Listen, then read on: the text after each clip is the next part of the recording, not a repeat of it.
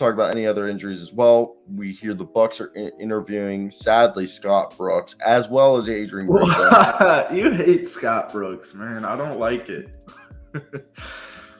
Dude, you don't like Scott Brooks. Yeah, dude. Look, every comment on my fucking video I made yesterday was like, as a Wizards fan, I almost fell out of my chair. Every Wizards fan out there like just groaned a little bit when they saw Scott Brooks getting a head coaching opportunity. They're tweaking. They're like, you guys are trying to send your warning shots. No, completely. I agree. We're just trying to let them know what they're getting into. Yeah. You know? But hey, man, they could bring in Russ and, maybe flip Drew and Chris. I did make a joke when I made that video. I literally said this. I was like, well, Bucks fans, if you guys get Scott Brooks, know within the first week, your first signing is Russell Westbrook, and you guys are running 100 pick and rolls a game. True. Honestly, the idea of having Russell Westbrook in Milwaukee is kind of intriguing. I mean, let's talk about no floor spacing. I mean, yeah, there's no logic ever. Honestly, though, Russ did not do a bad job in the playoffs, and Russ didn't hinder the Los Angeles Clippers to the magnitude that I thought he was going to. No, completely. So. I was also surprised by the fact that this year, well, I mean, we kind of do this whole little Buck spiel because we're kind of right there on it.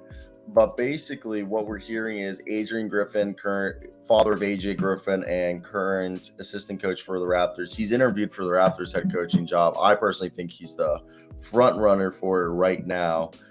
But what we're hearing right here is, so Adrian Griffin interviewed for the job. The Bucks also have Charles Lee, Kenny Atkinson, James Borrego, and Scott Brooks as known candidates. Scott Brooks was a bit earlier. Scott Brooks. When was his last coaching job? The Wizards 2 years ago. It was the 2020 season. 2021, yeah. It was the year Russ got traded after for John Wall, and that we almost missed the playoffs, but then Russell Westbrook and Robin Lopez ran like 1,000 pick and rolls every game and took us to the playoffs. Yeah.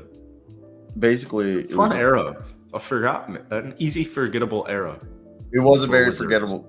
Yeah. No, I don't like, it was a very weird year too, because like we had 3 centers. You remember this is the year we discovered Daniel Gafford.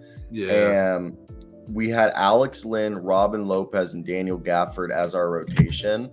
And Daniel Gafford was so out of shape that he could only play the fourth quarter because we would start the game with Alex Lynn, and then we would go to Robin Lopez for the rest of the game, and then Daniel Gafford would come for like the last 5 minutes. Because he has, what is it? He said he has motor issues, or does he have fouling issues? So originally he said he had sports-induced asthma. But it turns out that a year later, he was asked, what have you been doing to combat your sports-induced asthma? And he responded, I don't have sports-induced asthma? Yeah. What the hell? Where'd you get that from? What the hell are you talking about? I used to have sports-induced asthma. Yeah. It's called pussy lungs. I personally, whenever I was told I had sports-induced asthma, yo, what's good? Unlimited range. I was like 12, bro. I was like playing football, and I like didn't train that off season. And I was like queer, but we're gonna tell him he has sports-induced asthma. Yeah, my mom took me to the doctor, and they told my mom I had sports-induced asthma. Well, as a kid, I had asthma. Like I used to have to do like the dust inhaler, like the thing you would wake up in every morning. It's like a half circles, and you go, and it would like shoot, like you like inhale this dust like powder, and it's like supposed to fix your lungs. Do you know what I'm talking about? I use 2 inhalers every day because I'm also a bitch. No, but you have legit asthma. But do you know what I'm talking about? As a kid, like they give you this like little like half puck medicine, and you put it in your mouth, and you go. It's not an inhaler. It's like dust, like powder, and it's like to like help strengthen your lungs. I was given that, like it was like a treatment for like 3 months. I had like inhaled this shit because they said I was at risk for asthma because my aunt has like deadly asthma. Like she's like almost died multiple times from asthma attacks. Yeah, like in the like middle of the night type asthma attacks. That's Yeah, and that's so why like, I can't go to the freaking combine. Sorry. no, you're good. You're good. I have illness-induced asthma, but it has turned from non-illness-induced asthma to like wake the fuck up because you can't breathe asthma. Like almost like sleep apnea. Yeah, so I got my doctor's appointment that I've been waiting for like, it's been like 8 weeks now.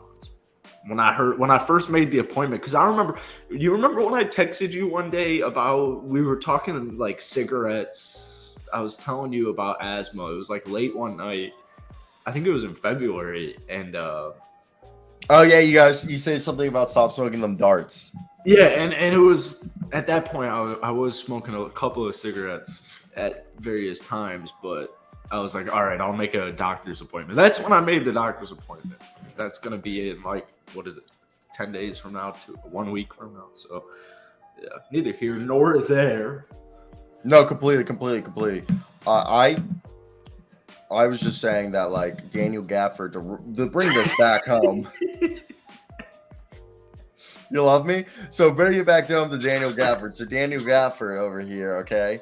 He originally said he had sports-induced asthma, and then in the next season, after we paid him $40 million, they're like, so what have you been doing to combat your sports-induced asthma? He's like, I ain't got sports-induced asthma. And I remember dying. I was like, did your ass really just tell him, instead of saying I'm out of shape, just I have sports-induced asthma, and then next year completely forget that was your excuse for why you couldn't play more than the fourth quarter? And you're like, nah, I ain't got sports-induced asthma. You basically just told us you lied to us.